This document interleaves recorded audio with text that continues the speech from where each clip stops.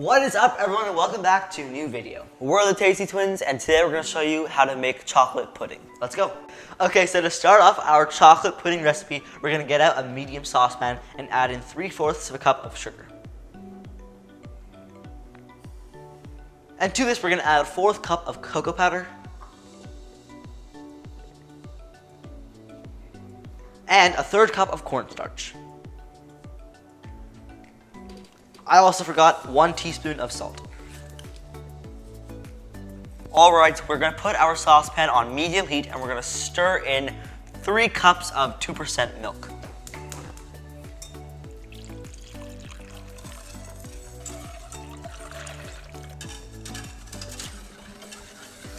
Okay, so we're going to be mixing this until it becomes a pudding-like texture. So about 3 to 4 minutes.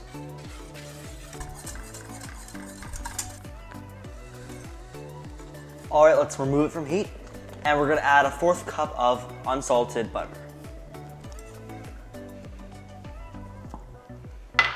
Let's give it a mix.